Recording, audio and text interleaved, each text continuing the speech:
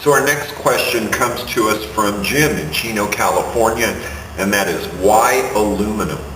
Well, Jim, we tried it out of steel. I wanted to keep it cheap. I wanted to keep it easy. Most guys can weld steel, either oxy-acetylene weld or MIG weld or arc weld. But here's what we did. We spent 7 months building a basic steel chassis.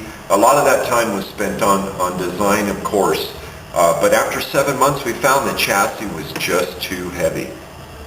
I saw something on the Discovery Channel about 6 months into it. I knew it was getting heavy, and it was a show on airplanes. And what they said that stuck with me is if an airplane was made out of steel, it would not fly.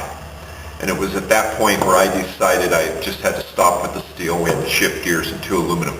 Now, real quickly, let me tell you, I struggled switching over to aluminum just because of the welding. The average guy is, I thought, not going to be able to weld aluminum. And as a matter of fact, we spent a lot of money here setting up for TIG welding, and we did quite a bit of TIG welding in the beginning. But then we came to find the TIG welding was just too slow and too expensive.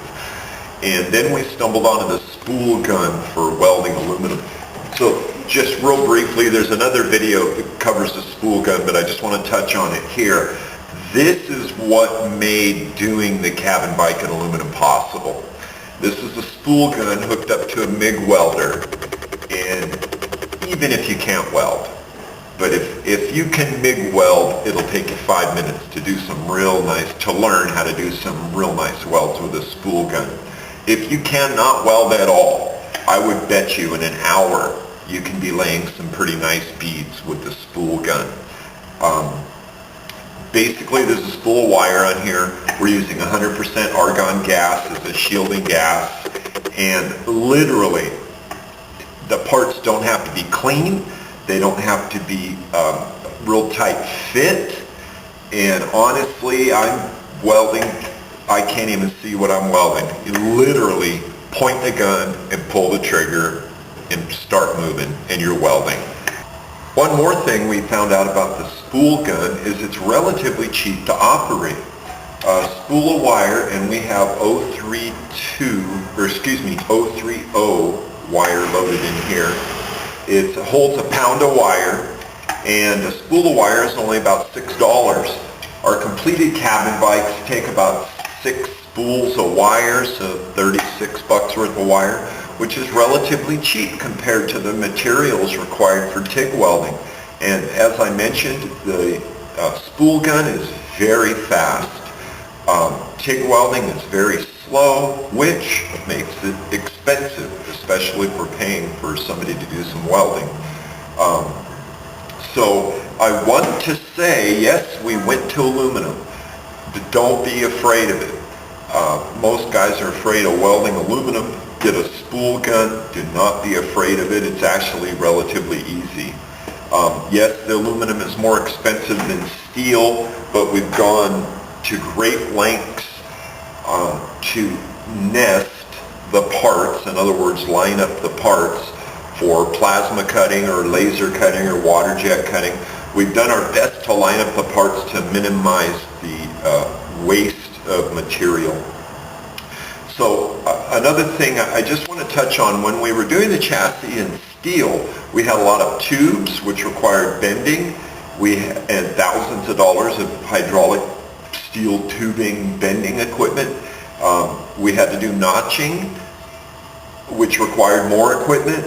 And also we found that and we know that the tube bending and the tube notching is an art all in itself. And it really, the kit in steel was turning into really not being a kit. You know, if you can bend steel tubes and notch steel tubes and weld steel tubes, and what do you need a kit for? So when we went to aluminum, we really kind of at that point made the transition, and we really concentrated on doing everything from flat plates. So we could digitize everything. Everything is a flat pattern. And even parts like this curved piece of the front of the cabin bike here, that's just a flat pattern. The CNC AC plasma cutting on that is about 1.5 or 2 minutes, I think. This is 030 aluminum, so that's maybe $10 worth of aluminum.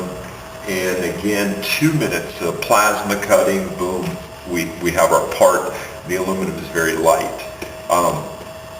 So I hope I'm not getting off topic here, but with the steel, it's just too heavy. The design that we had required tube bending and tube notching, tube fitting.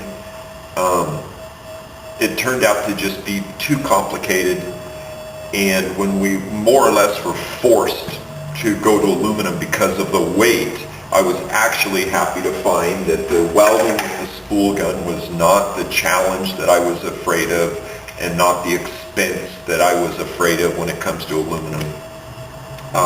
And it turns out it's actually relatively easy. But so, Jim, I hope that answers your question. Why aluminum? We had to do